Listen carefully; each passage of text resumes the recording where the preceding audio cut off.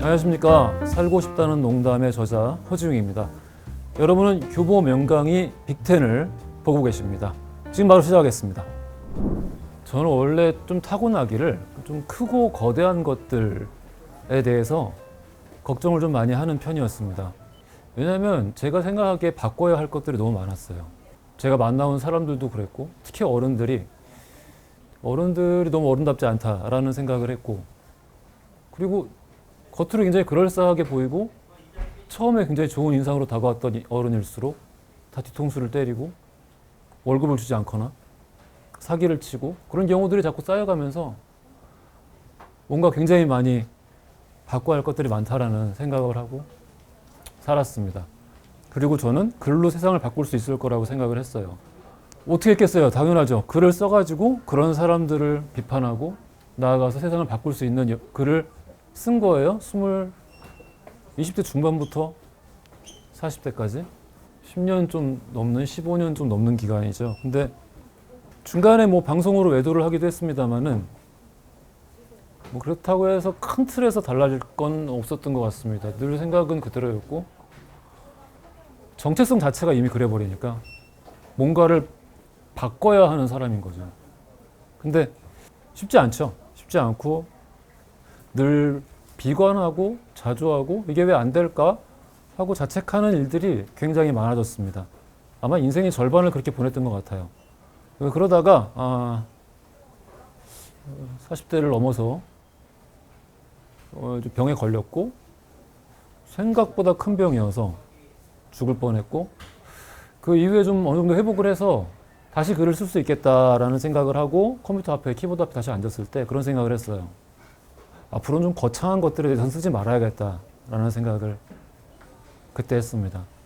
왜냐하면은 세상에는 바꿀 수 없는 것들이 있기 때문이죠.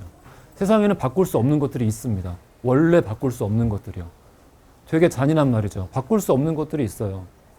특히 저 같은 20, 30대를 보내고 있는 혹은 보내온 사람들은 아마 이 말에 화가 나거나 혹은 치욕스럽게 느껴질 수도 있을 것 같습니다. 근데 불행히도 정말 세상에 바꿀 수 없는 것들이 있습니다.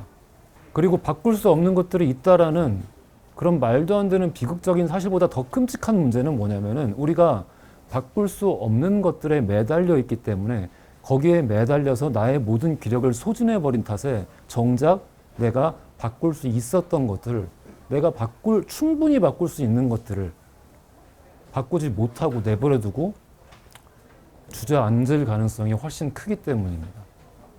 그러면 안 되겠죠? 두 사람에 대한 이야기를 잠시 들려드릴 텐데요. 한 명은 바꿀 수 없는 거를 바꾸려고 노력을 하다가 자기 자신에게 먹혀버린 사람이고 한 사람은 바꿀 수 없는 거를 바꾸려고 노력을 하다가 어느 순간 그게 굉장히 무의미하다는 생각을 하고 대신에 바꿀 수 있는 것을 바꾼 사람의 이야기입니다. 첫 번째는 닉슨입니다. 여러분들 닉슨에 대해서는 많이들 아시지 않나요? 예, 리차드 닉슨, 미국의 36대 대통령입니다. 닉슨 하면 떠오르는 키워드들이 있죠. 여러분들에게도. 뭐 도청, 베트남, 탄핵 이런 키워드들. 정확히 얘기하면 닉슨은 탄핵당한 적은 없습니다. 예. 국회에서 탄핵을 하기로 결의를 하고 내일 투표 결과가 나오고 정식으로 쫓겨나게 되는데 그 전에 사임을 해요. 그러니까 정확히 얘기하면 탄핵당한 건 아니죠. 그래봤자 정신승리입니다만은 탄핵은 안 당했다라는 거 본인이 죽을 때까지 강조했습니다. 닉슨은 원래 처음부터 좀 이상한 사람이었을까요? 여러분들 닉슨에 대해서 얼마나 알고 계신지 잘 모르겠습니다만은 그냥 정말 수많은 특히 미국 같은 경우에는 대중문화의 영화, 만화, 뭐 아무 상관없는 대체 역사 소설 그런 거 정말 숱하게 등장합니다. 닉슨은 언제나 등장해요. 그리고 주로 아마 이런 설정을 많이 보셨을 거예요. SF 좋아하시는 분들은 디스토피아 미국 세계. 그러니까 과거에 어떤 뭔가가 잘못 바뀌어가지고 닉슨이 쫓겨나지 않고 계속 대통령을 하고 있는 미국의 미래. 닉슨이 12번째 대통령을 계속 하고 있고 미국은 거의 망하게 하고 있는 뭐 이런 설정을 가진 디스토피아 작품들이 꽤 있습니다. 그렇다면 정말 과연 처음부터 그랬을까요? 닉슨은 보통 우리가 요즘 하는 말로 따르면은 흙수저였습니다. 가진 게 아무것도 없었고요. 우리가 보통 자수성가라는 이야기를 하죠. 자수성가라는 말을 할 때, 자수성가라는 이 말은 리차드 닉슨을 위해서 만들어진 말이 아닐까라는 생각이 들 정도로 모든 걸 자기 손으로 이룬 사람입니다. 단 한 가지도 빼놓지 않고요. 집은 가난했고 잘생기지도 않았고 오로지 자기 능력만으로 아득바득 기어서 정상까지 올라간 사람입니다. 그가 공화당의 얼굴마담 노릇을 하기까지 정말 많은 노력과 희생, 그리고 자신이 만들어낸 의도된 정적들, 그런 것들이 있었습니다. 우리 소위 왜 빨갱이 사냥이라고 할 때 메카시 이야기 많이 하잖아요. 그 메카시의 적자라고 부를 수 있죠. 그래서 그 전략을 많이 가져왔고 자신이 살아남기 위해서 정적을 만들어내고 그 정적을 공격함으로써 자신을 좀 더 돋보이게 부각시키는 그런 종류의 전략에 굉장히 능통한 정치인이었습니다. 어찌됐든 그는 굉장히 야심과 능력이 따라주는 사람이었고 공화당의 얼굴 마담이 되는데 성공을 하고 대선 주자가 됩니다. 근데 그때 닉슨의 인생에, 웃으면 안 되는데, 닉슨의 인생에 최대의 라이벌이 등장을 하게 됩니다. JFK라고 부르죠. 존 F 케네디가 그때 등장을 하는데요. 닉슨은 케네디가 정말 싫었어요. 케네디는 닉슨의 모든 면에서 정반대에 있는 안티테제의 인물이었습니다. 자, 닉슨은 흙수저예요. 케네디는 그냥 금수저도 아니고 금수저 중에 금수저입니다. 닉슨은 솔직히 못생겼습니다. 호감을 주는 얼굴이 아니에요. 케네디는 모두가 사랑했습니다. 잘생겼고요. 유부녀들에게 특히 많은 사랑을 받았습니다. 그리고 닉슨은 다소 말을 좀 더듬거나 말을 빨리 하는 경우가 있었는데 케네디의 유려한 언변과 웅변술은 뭐 따라갈 사람이 없었죠. 예. 닉슨은 가난해서 성적이 됨에도 불구하고 하버드에 가지 못했습니다. 케네디는 성적이 되지 못함에도 불구하고 돈으로 하버드에 갔습니다. 기부를 했어요. 생각을 해보세요. 좋아할 수 있겠습니까? 저 같아도 사실 싫을 것 같습니다. 결국 대선 토론을 했어요. 당시에도 TV 대선 토론은 굉장히 중요한 행사였습니다. 대선 토론에서 케네디와 만났을 때 닉슨은 나름대로 자신이 하고 싶은 이야기, 자기가 할 수 있는 이야기, 자신이 펼치고 싶은 정책에 대해서 이런저런 이야기를 많이 했습니다. 하지만 다음날 아침이 밝았을 때 어떤 누구도 모두가 어제의 대선 토론의 이야기를 했습니다마는 어떤 누구도 닉슨이 어떤 공약에 대해서 이야기를 하고 무슨 이야기를 했는지에 대해서는 기억을 하지를 못했습니다. 화제거리가 되질 못했어요. 대신 그들이 기억했던 거는 케네디와 토론을 하고 논쟁을 할 때마다 한 바가지씩 흘렀던 닉슨의 땀이었습니다. 닉슨이 땀이 많았습니다. 그래서 땀을 어찌나 많이 닦는지 그게 화제가 되고 뉴욕타임즈의 헤드라인 기사 제목이 됐습니다. 결국 닉슨은 케네디에게 패배했습니다. 케네디는 미국의 대통령이 됐고요. 닉슨은 패배하고 자기 인생에 아마도 가장 어두운 흑역사, 가장 어두운 시기에 돌입하게 됩니다. 자, 이후에 우리가 알다시피 역사를 다들 우리가 알고 있으니까 케네디는 암살당하죠. 케네디는 암살당하고 당시 부통령이었던 린든 존스가 대통령직을 이어받습니다. 그리고 드디어 닉슨에게 기회가 옵니다. 닉슨은 대통령에 당선됩니다. 몇 가지 공약한 게 있었어요. 베트남전을 여러분은 닉슨이 시작했다고 생각하시지만 이게 닉슨의 이미지가 좋지 않아서 그렇지 베트남 전쟁은 케네디가 시작했습니다.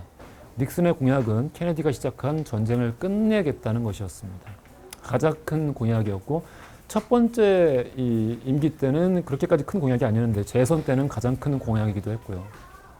하지만 닉슨은 케네디에게 져서 정치적 암흑기를 맞이한 이후 자신이 겪었던 그 수년간의 정치적 암흑기, 그 수년간의 흑역사 동안에 큰 병이 생겼습니다. 이게 피해의식이라는 병이었습니다. 그때부터 닉슨은 자신의 적을, 자신에게 동의하지 않는 모든 사람을, 그리고 자신의 정책에 쓴소리를 뱉어내는 모든 언론을 케네디와 동일시했습니다. 닉슨의 머릿속에, 여러분 잠깐만 닉슨에게 좀 공감해 보시죠. 아까 여러 가지 말씀드렸죠. 흑수저였고 자신은 노력으로 모든 걸 이루어냈고 케네디와 달리. 근데 케네디는 쥐뿔 아무것도 능력도 안 되는 애가 돈으로 다 했다. 가문이 쟤를 살렸다. 얼굴이 좀 잘생겼을 뿐이다. 이런 종류의 생각을 하고 있잖아요, 닉슨은. 그래서 자기는 대통령을 빼앗겼다고 생각하잖아요. 자, 이 사람 머릿속에 케네디는 악마입니다. 그때부터 닉슨은 자신에게 반대하는 모든 종류의 언론과 정적들을 다 포함해서 악마화시키기 시작합니다. 나와 생각이 다른 사람을 악마화시킬 때 진짜 큰 문제가 뭔지 아세요? 이기기 위해서 악마화할 수 있죠, 왜? 예. 근데 가장 큰 문제는 이기기 위해서 무슨 짓이든 한다는 겁니다. 무슨 짓이든. 이미 상대를 악마로 설정했다는 건 내가 천사라는 거거든요. 그럼에도 불구하고 악마보다 더한 짓을 해서 이기려고 해요. 왜냐? 악마니까. 악마인데 이겨야지. 그래서 닉슨은 모든 짓을 다 합니다. 우리가 헌법상, 미국이 헌법상 금지시켜 놓은 모든 종류의 일을 동원해서 자신의 정적들을 감시하고 그들을 속박합니다. 그리고 도청을 하기 시작합니다. 왜 도청했겠어요? 사람을 믿지 못하니까요.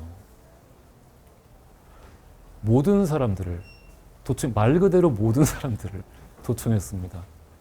심지어 자기 전화까지 도청했습니다. 자기가 무슨 말을 하는지도 이제 믿을 수가 없었던 거예요. 어떤 상태인지 좀 짐작이 가시나요? 테이프는 늘어만 가고 닉슨은 밤늦도록 백악관에서 그 테이프를 듣고 자빠졌습니다. 영혼이 썩어 들어가는 거예요. 자, 그런 와중에 민주당 선거사무소에서 거기에 도청기를 설치하러 갔던 닉슨의 수하들이 경찰에 적발됩니다. 우리가 워터게이트 사건이라고 기억하고 있는 바로 그 사건입니다. 사건이 터지고 나서도 닉슨은 재임에 성공해요. 두 번째 대통령 임기를 시작합니다. 하지만 한 번 터진 사건은 좀처럼 잦아들지 않고 계속해서 의혹이 커집니다. 의혹이 의혹을 낳고 또 다른 증거가 따라오고 지금까지 닉슨이 자신의 적들을 섬멸하기 위해서 어떤 짓을 했는지 만천하에 드러납니다. 결국에 닉슨은 사임할 수밖에 없었습니다. 왜 이렇게까지 망가질 수밖에 없었을까요? 지금까지 설명드렸다시피 이 사람은 자신을 쓰러뜨린 게 케네디 혹은 케네디로 대변되는 민주당 리버럴 또 그 리버럴에 기생하는 언론들 모두 통틀어서 악마 때문에 내가 망했다고 생각했습니다만 결코 그렇지 않았습니다. 사실관계를 정확히 따지자면 닉슨을 망가뜨리고 고꾸라뜨린 건 정확히 그 자신이었고 좀 더 정확히 얘기하자면 피해의식이었습니다. 그 피해의식은 왜 생겼을까요? 결국에는 바꿀 수 없는 것에 너무 지나치게 매달렸기 때문입니다. 우리가 바꿀 수 없는 것들이 여러 가지가 있습니다. 그 중에 제일 대표적인 게 뭘까요? 과거입니다. 자기 과거예요. 쓰디쓴 패배의 경험 있을 수 있습니다. 누구나 질 수 있습니다. 근데 왜 거기 매달려서 자기 영혼을 망칩니까? 닉슨은 그걸 실패했던 겁니다. 그토록 똑똑하고 그토록 의지에 넘치고 그토록 노력을 해서 심지어 가장 최고로 높은 지위까지 올라갔던 사람이 그걸 못했습니다. 생각해 보세요. 미국 대통령이에요. 그럼 바꿀 수 있는 게 세상에 얼마나 많습니까? 셀 수 없이 많은 바꿀 수 있는 것들이 있습니다. 바꿔야 응당하고 바꿀 수 있는 것들. 그런데 그거 대신에 단 한 가지 바꿀 수 없는 거에 집착했어요. 과거요. 왜? 그게 그만큼 힘들기 때문이기도 하고 자기가 자기 스스로를 이기지 못했기 때문이기도 하겠죠. 이 피해의식이 정말 문제가 되는 거는 자기가 바꿀 수 없는 거를 바꿀 수 있다고 착각하게 만들기 때문이기도 그렇고 이 피해의식 자체가 사람으로 하여금 정상적인 사고를 할 수 없게 만든다는 데 있습니다. 정확히 얘기해서 자기 객관을 할 수 없게 만들어요. 상황을 정확하게 있는 그대로 직시하지 못하게 만듭니다. 그래서 내가 한 잘못도 남의 잘못으로 쉽게 바꿔버립니다. 그리고 그게 사실이라고 믿어요, 진짜. 그게 피해의식입니다. 자, 그러면 피해의식은 어떻게 하면 좀 없앨 수 있을까요? 제일 중요한 거는 피해의식이 다른 누군가, 제3자가 내게 너는 피해의식이 있어 라고 진단할 수 없다는 것부터 아는 게 출발입니다. 피해의식은 제3자가 누군가에게 진단 내릴 수 없는 거예요. 두 가지 이유가 있습니다. 첫 번째, 누군가가 내게 피해의식이 있다라고 말할 때 여러분은 그 말을 곧이곧대로 들을 건가요? 혹시 설사 정말 그게 피해의식이 맞다 손 치더라도 그렇지 않습니다. 반발심이 생깁니다. 그러니까 그 말을 귀 기어 듣지 못하게 됩니다. 두 번째, 사람들은 여러분이 생각하는 것보다 훨씬 많은 비율로 자기가 잘못해놓고 상대방한테 너 그거 네 피해의식이야 라고 이야기를 합니다. 자, 이 두 가지 이유 때문에 피해의식은 제3자가 누군가에게 진단 내릴 수 없는 것입니다. 그렇다면 이걸 그럼에도 불구하고 피해의식은 너무너무 끔찍하고 거의 악마에 가까운 병이라고 말씀드렸습니다. 이거 어떻게 해야 되는 거죠? 내가 내 스스로를 주의하고 가다듬고 매일 검열하는 수밖에는 없습니다. 그거 말고는 아무런 방법이 없어요. 그러니까 힘든 겁니다. 그러니까 저는 사실 닉슨을 마냥 깔 수만도 없더라고요. 그만큼 어렵고 힘든 일임을 알기 때문입니다. 하지만 우리는 이미 역사를 알고 있고 그가 어떻게 실패했는지 알고 있기 때문에 아주 요만큼은 나을 수 있지 않을까요? 자, 바꿀 수 없는 것을 바꾸려다가 넘어진 사람의 이야기를 해봤다면 이번에는 바꿀 수 있는 거를 바꿔낸 사람에 대해서 한번 이야기를 해보겠습니다. 자, 비트겐슈타인 이야기인데요. 비트겐슈타인 하면은 여러분들 뭐가 떠오르는지 모르겠습니다만 저는 전형적인 천재의 이미지가 떠오릅니다. 정말 고전적인 의미에 있어서의 아주 완벽한 천재상이었죠. 자, 비트겐슈타인은 8명 중에 막내로 태어났고요. 부잣집이었습니다. 굉장히 큰 부잣집이었어요. 근데 본인이 그런 거에 좀 관심이 없었습니다. 돈에 관심이 없어서 돈 다 나눠주고 형제들 그냥 니들 가지라고 하고 기부하거나 하고 자기는 평생을 청렴하고 소박하고 가난하게 살았습니다. 먹을 게 부족할 정도로요. 자, 천재였고 이 사람은 뭐 부자였다고 하니까 불행할 일이 없을 것 같죠? 근데 나름의 또 불행이 있었습니다. 8명의 형제 중에 3명이 자살했습니다. 그리고 본인도 평생 자살 충동에 시달렸습니다. 1차 세계대전, 2차 세계대전, 특히 1차 세계대전에 참전해서 너무나 용맹하게 싸워서 훈장이란 훈장은 다 탔는데 그게 사실은 죽고 싶어서 그랬던 것이다. 그래서 그렇게 용감했던 것이다. 라고 설명하는 사람도 있습니다. 사실은 그 본인만 알겠죠. 우리가 흔히 비트겐슈타인을 전기 철학, 후기 철학으로 나눠서 이야기를 하는데요. 이게 굉장히 중요하고 솔직히 재밌습니다. 그러니까 한번 들어보세요. 비트겐슈타인은 논고라는 말 혹시 들어보셨는지 모르겠는데 논고를 발표함으로써 전기 철학을 완성합니다. 이 논고의 주요 내용은 뭐냐면요. 언어는 세계를 그대로 담아낸다라는 거예요. 언어와 세계는 1대1이라는 겁니다. 그렇다면 언어가 담아낼 수 없는 세계는 뭘까요? 이를테면은 언어로 잘 표현되지 않는 신, 악함, 선함, 소위 우리 형이상학적인 문제들 있지 않습니까? 자, 이런 것들, 언어로 정확하게 포집되지 않는 것들, 이런 건 뭘까요? 비트겐슈타인은 허튼 소리라고 이야기합니다. 그리고 그 허튼 소리 때문에 지금까지 정말 오랜 철학사 동안 결코 끝까지 설명해낼 수 없는 것들을 가지고 서로 말싸움하느라고 허송세월했다고 이야기를 합니다. 그래서 그런 그의 전기 철학을 간단하게 설명한 그의 말이 있습니다. 말할 수 없는 것에 대해서는 침묵해야 된다. 자, 언어로 표현할 수 없는 것은 말할 의미가 없다는 거예요. 말할 가치가 없고 쓰레기라는 겁니다. 그래서 그는 언어가 세계를 좀 더 정확하게 담아내게 만들기 위해서 이상 언어라는 걸 만들어냅니다. 언어를 만들었어요. 그렇게 해놓고 자, 내가 정확히 모든 걸 정리해냈다. 내가 철학을 끝냈다. 라고 선언하고 학계를 떠납니다. 그리고 시골에 가서 초등학교 선생님이 됩니다. 그동안 전 유럽은 비트겐슈타인을 신으로 모십니다. 그의 논고 이후에 논리실증 철학주의자들이라는 일군의 젊은 학도들이 생겼는데 이 사람들이 유럽의 정치 철학 판도를 좌지우지했고요. 이들은 비트겐슈타인을 신으로 모셨습니다. 논고는 이를테면 신화해상에서 모세가 석판을 가지고 내려오지 않았습니까? 십계명을 새기고 그 석판이 논고인 거예요. 비트겐슈타인은 모세인 동시에 신인 겁니다. 근데 한번 이런 일이 있었습니다. 방금 말씀드렸던 그런 논리 철학주의자들이 모여있는 모임을 우리가 빈학파라고 했습니다. 빈학파가 정말 지금 저기 초야에 묻혀있는 비트겐슈타인 선생님을 오랜 시간 설득 끝에 모셔옵니다. 한 말씀 해주십시오 라고 강당에 초청을 합니다. 그 사람들 다 난리가 났죠. 신이 왔다. 신이 오셨다. 자, 이 논리실증 철학자들, 이 사람들은 어떤 스타일이냐면 그냥 요즘 말로 하면은 쿨병 걸린 사람들 생각하면 돼요. 그러니까 딱 그 비트겐슈타인이 만들어낸 이상 언어 이외의 다른 언어로 우리가 정확하게 설명해낼 수 없는 걸 갖다가 그거 가지고 뭐 이러니 저러니 다툼하는 사람들, 다 허튼 소리 하는 사람들, 우리만 정확히 아는 사람들, 나만 우리만 정확히 아는 진정한 지식인들이라고 생각했던 사람들입니다. 당연히 신이 와서 날카로운 말씀을 해주시길 기다렸죠. 세상 사람들을 꾸짖으면서 정확하게 얘기하란 말이야. 근데 그 자리에 와서 비트겐슈타인이 초라한 군복을 입고 천천히 걸어 들어와서 타고르의 시를 읽습니다. 시를 낭송하고 그 자리를 떠납니다.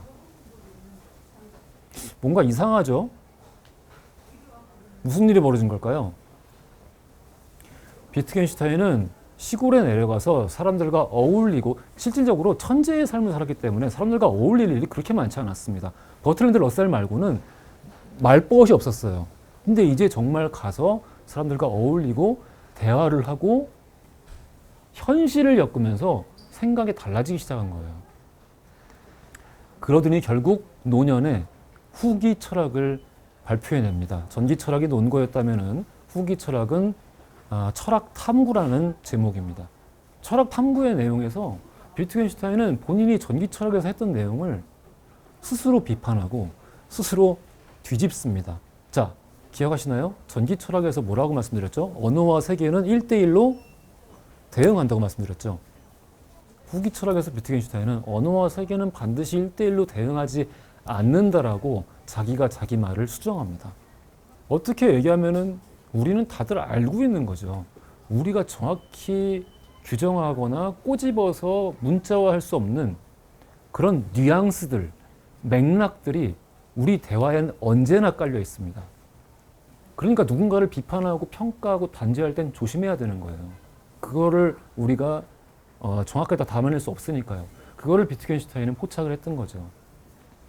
그리고 그는 그렇게 이야기를 합니다. 표현이란 세상의 흐름 속에서 파악할 때 정확하게 건질 수 있다라고 말이죠. 드디어 비트겐슈타인이 흐름에 대해서 이야기를 하게 되는 겁니다. 전기 철학에서 비트겐슈타인이 사실상 바꿀 수 없는 것에 대해서 그것을 바꾸려고 노력하는 영웅적인 모험의 여정이었다면 후기 철학에 이르는 그의 모습은 보다 따뜻하고 보다 인간적이고 가장 인간적이고 가장 서투르고 가장 언어로 포집되지 않는 가장 엉성한 모습이야말로 인류의 가장 정확하고 완성된 모습이다라고 이야기를 하고 있는 겁니다. 담아낼 수 없다는 거예요, 언어가. 저는 얘기할 때만 너무 약간 감동적이어가지고.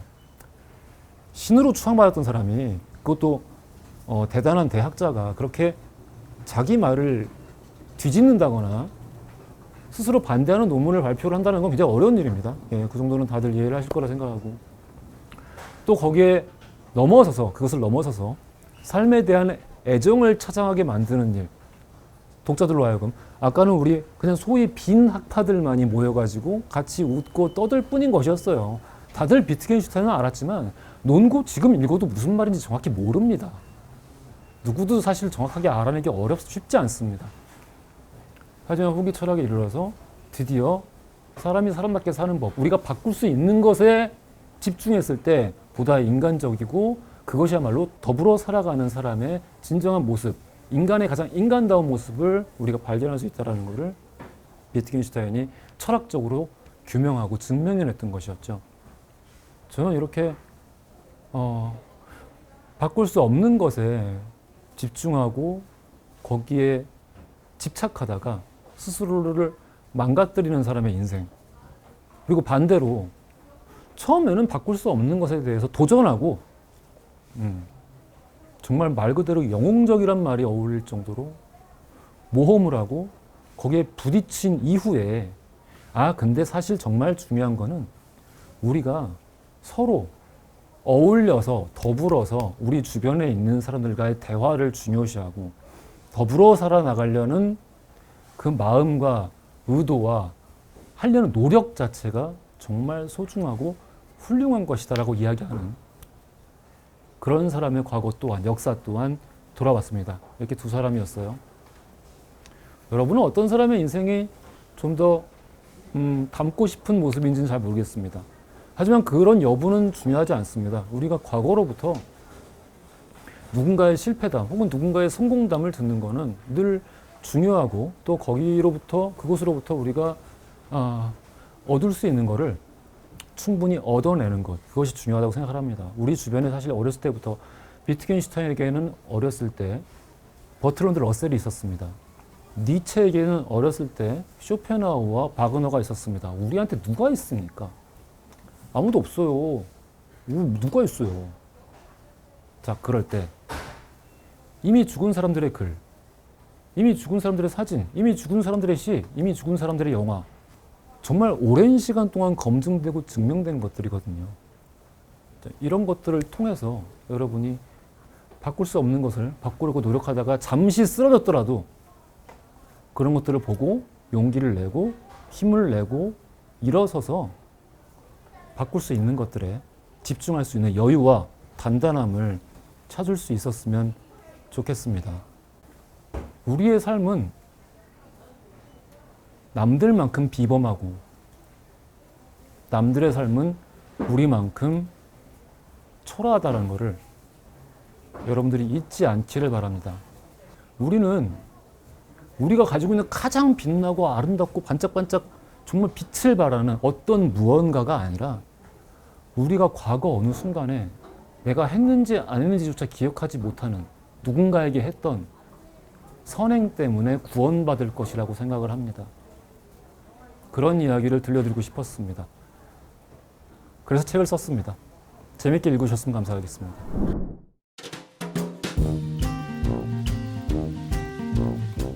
저는 요즘에는 책 추천하는 분들에게는 기본적으로 일단 메리 셸리의 프랑켄슈타인은 늘 추천을 하는 것 같습니다.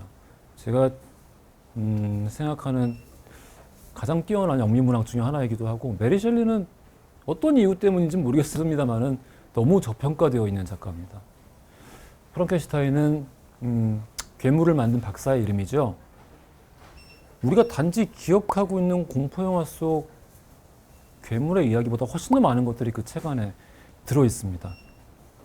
그리고 우리가 지금 현실을 살아가면서 겪고 있는 이방인 문제들, 그리고 우리가 타인과 나와 생각이 다른 사람들과 만날 때 벌어지는 어떤 격한 논쟁의 문제들, 이거를 어떻게 해결할 수 있는가에 대한 고민의 흔적들, 이런 것들이 고스란히 다 들어 있습니다. 그 옛날 소설에요. 놀라운 일이죠. 프랑켄슈타인을 꼭 한번 읽어보셨으면 좋겠고, 물론 프랑켄슈타인의 괴물을 모르시는 분들은 없겠습니다만은 책 자체를 꼭 한번 읽어보셨으면 좋겠습니다. 후회하시지 않을 겁니다. 그리고 자제분들에게도 글을 좀 어느 정도 읽을 만한 나이가 되면은 꼭 주저하지 마시고 추천해 주시면 좋겠습니다. 훌륭한 사람이 될 수 있는 밑거름이 될 거라고 믿어 의심치 않습니다. 정말 그렇습니다. 그리고 제가 개인적으로 좋아하고 힘들 때 많이 떠오르는 그런 책으로는 아베코보의 모래의 여자라는 책이 있는데요. 이것도 굉장히 추천드립니다. 물론 이제 아베코보 3부작이라고 해서 묶여있는 시리즈처럼 같이 거론되는 책들이 있습니다만, 시간이 없으시다면 모래의 여자만 읽으셔도 충분히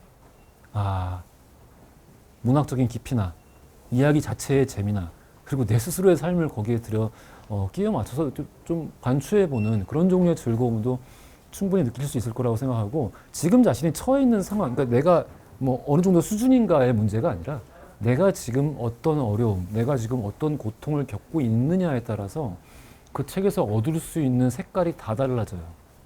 정말 그렇습니다. 그래서 시기를 달리해서 모래의 여자를 읽을 때마다 다른 책을 읽는 것 같이 느껴지기도 합니다. 얇은 책이니까 꼭 한번 읽어보시고 모래의 여자 추천해드리겠습니다.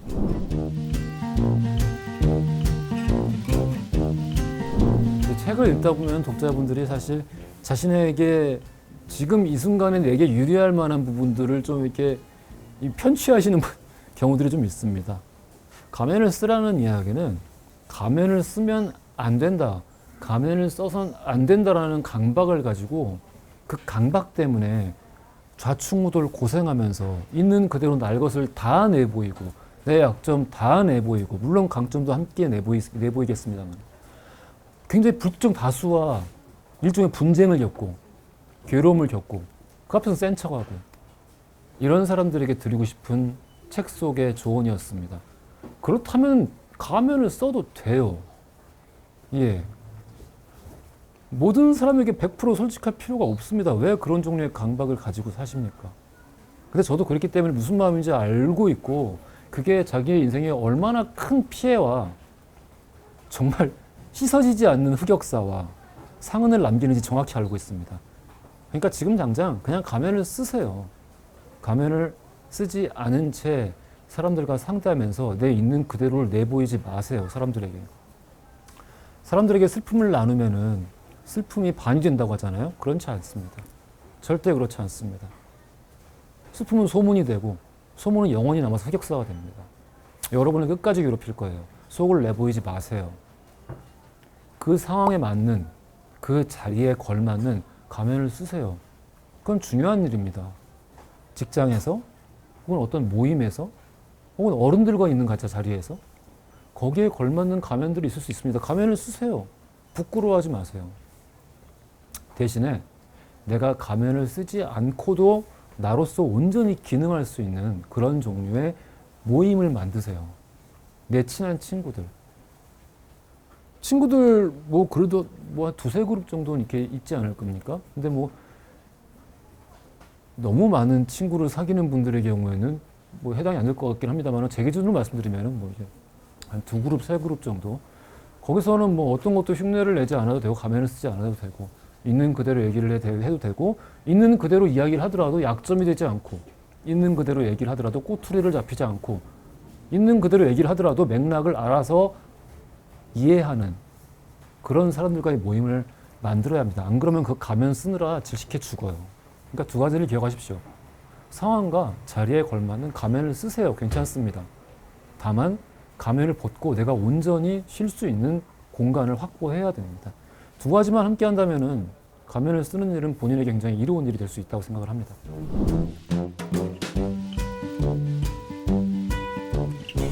이 질문은 굉장히 많이 듣는 질문이기도 한데요. 여러 가지 종류의 조언이 가능해서 일단 첫 번째로는 이거는 다른 창작 어떤 분야든지 마찬가지인데요. 평가로부터 자기를 분리해야 됩니다. 예, 완전히 완벽하게 분리시켜야 돼요. 되게 힘든 일이에요. 쉽게 되지 않습니다. 1, 2년 만에 뚝딱 되지 않습니다. 계속해서 평가를 찾아보게 됩니다. 그러지 마시고요. 몇 년이 걸리든 노력해서 평가로부터 자기를 완벽하게 분리시키십시오. 그게 가능해지면 좋은 글을 쓸 수 있습니다. 두 번째는 많이 보시고 많이 읽으셔야 됩니다. 왕도가 없어요. 저는 운이 좋게 어렸을 때부터 좀 말도 안 되게 많은 책을 읽었습니다. 그리고 그게 많이 도움이 됐어요, 저한테. 단순히 글 쓰는 데뿐만 아니라 세상을 살아가는 데 많은 도움이 됐습니다. 요즘엔 책 읽는 분들이 많이 없는 것 같아서 안타깝긴 한데 남들에게 강요할 수 있는 문제는 아니니까요. 하지만 스스로를 위해서 어떤 종류의 사람이 되고 싶다라는 판단이 선다라면은 그 판단에 맞게 책이 많은 환경에서 살아갈 수 있도록 만들어보고 혹은 내 자제를 그렇게 만들고 싶다. 나의 아이들을. 그러면 정말 책이 많은 환경에서 자라게 만드세요. 굉장히 중요한 일이라고 생각을 합니다. 세 번째는 말 그대로 많이 써보는 수밖에 없습니다. 많이 쓰면서 호흡을 찾아야 돼요. 자기만의 호흡. 그걸 찾는 게 사실상 글쓰기의 처음이자 끝입니다. 알파요 오메가고 다른 거는 사실 크게 의미가 없어요. 나머지는 그냥 자잘한 처세예요. 나만의 호흡을 찾는 게 굉장히 중요한데 이게 좀 오래 걸립니다. 오래 걸리고 쉽게 뚝딱 만들어지는 것도 아니고 그래서 아까 많이 읽으라는 것과 연계되는 건데 내가 이거 되게 잘 읽히고 너무 잘 썼다는 생각이 드는데 내 기준에서 그러면 솔직히 인간이 그렇게 하기 싫어도 그거를 따라하게 돼요. 그러면서 서서히 내 글이 완성돼 갑니다. 원래 그런 거예요. 뭐 꼭 정반함 얘기하는 병증법까지 들어가지 않더라도 사람은 자기가 닮고 싶고 따라가고 싶은 무언가를 먼저 찾고, 뭐 제가 아까 이미 뭐 고인이 된 위대한 작가나 문인이나 감독들의 작품들을 찾아보면서 스승으로 삼으라고 했던 거랑 비슷한 얘기예요. 그것으로부터 기준을 찾고 발전해 나가다가 그걸 극복해야 됩니다. 이를테면 니체를 얘기를 하면은, 니체 같은 경우는 처음에 쇼펜하우에 경도됐고 똑같이 쇼펜하우를 좋아한다는 이유만으로 나이차가 한참 차이 나는 바그너와 절친이 됩니다. 그리고 바그너에게 엄청난 영향을 받습니다. 쇼펜하우라는 큰 틀 안에서요. 큰 철학적 동지였죠. 근데 어느 순간 니체는 이게 다가 아닌데, 세상 끝, 허무주의, 완성, 이걸로 다 끝이 아닌데, 그러면 사람들은 어떻게 살지?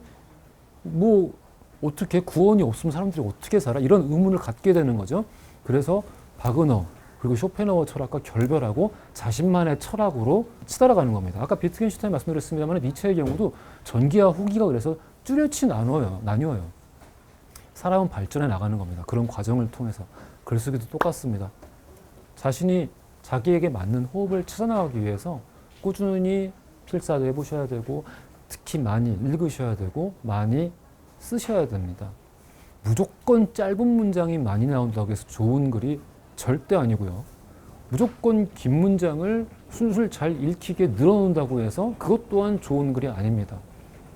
그거를 어떻게 배합시키고 어떤 전략에 따라서 문단을 배치하느냐에 따라서 호흡은 완전히 달라집니다. 여러분들 사람들이 뭔가를 읽는 것과 소리내서 발음하는 게 되게 다르다고 생각하잖아요. 거의 같습니다. 거의 같아요. 완전 똑같지는 않더라도 거의 같습니다. 그러니까 일단 소리내서 읽어보세요. 써놓고 여러 번 읽어보시다 보면, 여러 번 소리내서 읽어보시다 보면은 그 호흡 얘기가 정확히 어떤 말인지 감이 오실 거예요. 분명히. 그 감을 찾고 자신에게 맞는 문장의 길이와 문장의 복잡도와, 문장이 무조건 쉽기만 하면은 집중을 못해요. 사람들이 산만해져요. 현대 작가의 가장 큰 과제가 뭔지 아세요? 독자가 그래서 도망 못 치게 만드는 거예요. 볼 게 너무 많아요. 할 것도 너무 많고요. 글을 읽는 사람은 나날이 눈에 띄게 줄어들어요. 그럼 어떻게 해야 돼요? 너무나 황송하고 고맙게도 지금 이 글을 읽고 있는 사람들이 첫 문장 읽었을 때 밖으로 못 도망가게 해야 된다고요.